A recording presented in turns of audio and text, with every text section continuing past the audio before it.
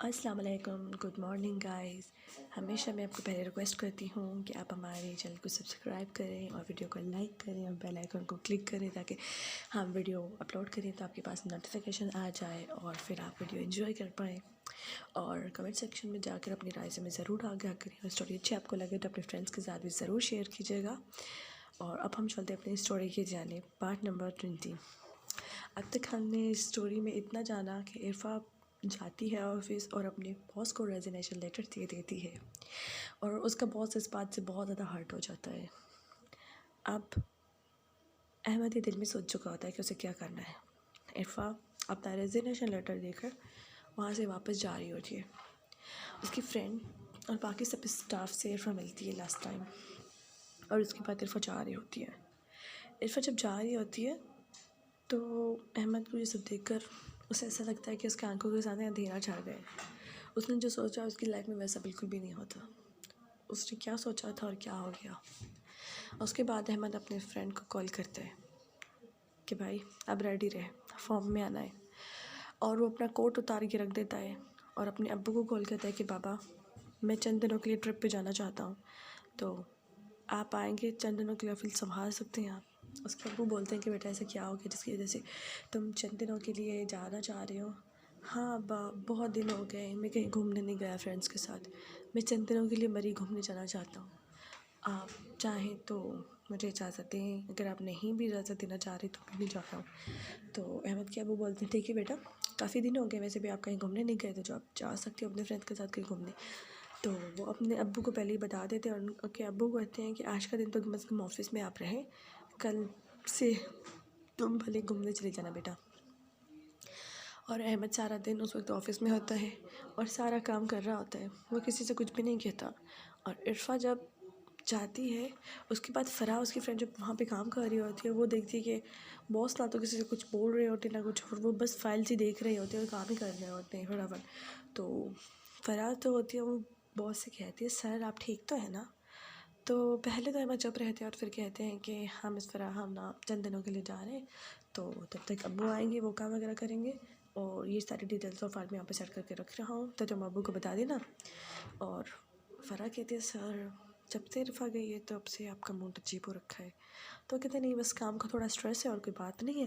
और आप यहाँ पे तो सर मैं आपसे को कुछ फाइल्स देने आई हूँ, इस इन पेपर्स पे आपको कुछ सिग्नेचर चाहिए थे। तो अहमद साहब कहते हैं कि जो भी आज सिग्नेचर चाहिए तो तुम बता देना, आज कोई मीटिंग्स हो तो तुम बता देना, क्योंकि आज मैं लास्ट ही यहाँ हूँ, फिर मैं जा रहा हूँ अपनी ट्रिप पे। तो अहमद अपने फ्रेंड को पहले ही कॉल करते हैं कि तुम ऑफिस आ जाओ। तो अहमद का फ्रेंड भी उस वक्त आ जाता है कि हाँ ब्रो बोल के क्या हुआ, तुमने हमें इतना इमरजेंसी में कॉल करके बुलाया, जब हम आए थे तो आपने हमसे बात नहीं की और अब आपने हमें बुलाया सच में। तो अहमद कहते हैं कि इस बार आप जा सकती हैं, फ़ाइल आपको बाद में मिल जाएगी। तो फ़राह चली जाती है पर उसे बॉस का ये रिएक्शन काफ़ी अजीब और अटपटा लगता है और वो फिर अपने काम में बिज़ी हो जाती है। उसके बाद जब ब्रेक का टाइम होता है तो फ़राह इरफा को कॉल करती है। तो उसे पता चलता है कि इरफा की अम्मी और उसकी बुआ दोनों शॉपिंग पे गई हैं और शॉर्ट नोटिस पे इरफा की शादी हो रही है। तो ये बात फ़राह सुन के उसे बहुत अजीब लगता है और फ़राह कोशिश करती है कि वो इरफा से बात कर ले, लेकिन जब वो इरफा को कॉल करती है तो इरफा कहती है मेरी तबीयत सही नहीं है, मैं रेस्ट कर रही हूँ, तो हम बाद में बात कर लेंगे। फ़राह को ये सब कुछ बहुत अजीब लग रहा होता है, ऑफिस में बॉस का रिएक्शन, और जब वो बात कर रही थी तो फ़राह का रिएक्शन बहुत ही अजीब था, तो इसलिए वो काफ़ी वियर्ड साउंड करती है। फिर इरफा उस वक्त ये सोच रही होती है कि मैंने क्या सोचा था, क्या हो गया। वो टैबलेट नींद की खाती है और वो सो जाती है क्योंकि वो मज़ीद कुछ सोचना नहीं चाह रही होती है किसी भी मामले में, क्योंकि उसे कुछ समझ में ही नहीं आ रहा होता है। तो टाइम जाता है और देखते हैं हम कि 4 बज जाते हैं शाम के। तो फ़राह जो होती है वो बॉस के कैबिन में आते कहते हैं कि सर फाइल। तो बॉस जाने लगते हैं और कहते हैं कि हाँ मिस, सही हुआ कि आप आ गई, ये कुछ फाइल्स हैं ये मैंने आपको देनी थी, ये सारी फाइल्स आपने अब्बू को दे देनी है और मैं यहाँ से जा रहा हूँ। और बता दीजिए मिस इरफा को भी बता दीजिएगा कि उनकी शादी के लिए हम उन्हें कॉन्ग्रेचुलेट कर रहे हैं, वो जहाँ रहें खुश रहें आबाद रहें। तो फ़राह की जो फ्रेंड होती है इरफ़ा, क्योंकि इरफ़ा कॉल फ़राह को करती है और जब फ़राह बॉस के कैबिन में आती है तो बॉस की वो आवाज़ सुन के फ़राह को ऐसा लगता है कि अजीब ही है कुछ। और जब इरफ़ा ये बातें सुन रही होती है वो कहती है कि सर की आवाज़ में इतना सैड साउंड क्यों है। तो वो कहते हैं कि सर आप थोड़ा वियर्ड साउंड नहीं कर रहे। तो कहते हैं हाँ मेरी तबीयत ठीक नहीं है और चंद दिनों के लिए मैं अपना मूड ठीक करने के लिए और तबीयत ठीक करने के लिए घूमने जा रहा हूँ। तो ऑल द बेस्ट, मैं जा रहा हूँ और ये रही आपकी फ़ाइल्स, मैं जा रहा हूँ। तो फ़राह जो होती है वो बॉस के जाने के बाद अपनी फ्रेंड को बोलती है देख यार मुझे पता नहीं क्यों ऐसा लग रहा है कि बॉस का रिएक्शन काफ़ी और हाव भाव तब्दील हो गए हैं। ऐसा लग रहा है किसी तूफ़ान के आने से पहले की ये खामोशी है। तो इरफ़ा कहती है यार मुझे कुछ नहीं समझ आ रहा, मैंने तो ये नहीं सोचा था कि जॉब इसलिए करोगे ताकि छोड़ दूँगी और अब जो भी होना होगा ना हो जाएगा, मुझे किसी चीज़ की कोई परवाह है ही नहीं अभी। तो फ़राह कहती है कि यार देख ले, मुझे तो नहीं लगता कि कुछ अच्छा होगा क्योंकि मेरी दाहिनी आँख फड़क रही है और जब भी ऐसा कुछ होता है ना कुछ तो अजीब और बुरा होता है। तो उसकी फ्रेंड कहती है ना ये कुछ नहीं होता, ये सारी वियर्ड थिंग्स होती है जिनमें कोई सच्चाई नहीं होती। तो उसकी फ्रेंड बोलती है ऐसी कोई बात नहीं होती, तुम्हें आने वाला वक्त ही बताएगा कि होने वाला क्या है। वो कहती है क्या ही होगा, बस शादी ही होगी और क्या होगा। तो उसकी फ्रेंड बोलती है मुझे नहीं लगता फ़राह ऐसा बोलती है कि यार मुझे नहीं लगता। इरफ़ा कहती कि ठीक है वक्त आएगा तो देखा जाएगा, वैसे भी मुझे कोई इंटरेस्ट नहीं है, मैं जा रही हूँ खाना खाने, अगर तू शाम को फ्री हो तो मेरे घर आ जाना, हम बातें कर लेंगे, थोड़ा मैं अपना मूड फ्रेश कर लूँगी। मैं जैसे ऑफिस से निकलते अपनी दादी को कॉल करके कहते हैं कि दादी मेरा ना बैग पैक करवा दीजिएगा, मैं घर आऊँगा अपना सामान कलेक्ट करूँगा और मैं जा रहा हूँ। तो उसकी दादी कहती है हाँ बेटा लेकिन इतना शॉर्ट नोटिस पे क्यों। वो अपने फ्रेंड के साथ होता है और वो कहता है कि दादी मैं आपको ना आधे घंटे में कॉल करता हूँ, मैं अभी जा रहा हूँ फ्रेंड के साथ रेस्टोरेंट में खाना खाने के लिए। तो उसका जो फ्रेंड होता है अहमद साहब का, तो वो कहता है कि अहमद यार तुझे क्या हो गया है, तूने अपने आप को क्या बना दिया है और तुझे अचानक कैसे पड़ी मरी जाने की, मरी तो तूने कहा तो तू नहीं जा रहा। हाँ यार जाना पड़ रहा है। तो उसका फ्रेंड बोलता है यार मैंने तो तुझे कभी इतना सीधा नहीं देखा, कोई लड़की तुझे रिजेक्ट कर देती थी तो तब तक तू उसके पीछे पड़ा रहता था जब तक वो समझ से हाँ ना बुलवा दे। आज इतनी आसानी से तू हथियार डाल के कैसे जा सकता है, मुझे तुझ पे शक हो रहा है, कहीं कुछ तू बड़ा प्लान तो नहीं कर रहा। अहमद कहता है जहाँ सच न चले वहाँ झूठ सही और जहाँ आगे ना मिले वहाँ लूट सही। मैंने इरफ़ा के मामले में जितना पेशेंस और जितना अच्छाई दिखाई ना, जितना मैं दिखा सकता था मैंने दिखाई, लेकिन आजकल के लोगों को पता नहीं क्या है, जो अच्छे से चलना चाहते हैं उन्हें रिस्पेक्ट नहीं देता और जो बुरे होते हैं उनके लिए सब पीछे पड़े रहते हैं। तो उसका फ्रेंड समझ जाता है कि मतलब करने क्या वाला है। तो फिर भी वो उससे पूछता है कि यार कि ऐसा वैसा मत करना जिससे किसी को भी ज़्यादा हर्ट हो जाए। वो कहता है हर्ट तो अभी तो कोई भी नहीं हुआ सिचुएशन में सिवाय मेरे, तो अब तो सिचुएशन में जस्टिस होना चाहिए, वो भी मेरे हिसाब से। बहुत हो गई सबकी, बहुत चला ली सबने अपनी, अब मैं अपनी चलाऊँगा।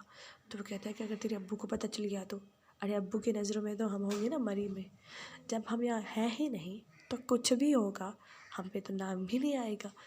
तो उसका फ्रेंड को लगता है कि उसकी मुस्कुराहट देख के कि यार कुछ तो बुरा करने वाला है तो किसी के साथ, क्योंकि इतना अच्छा और शरीफ तो है नहीं।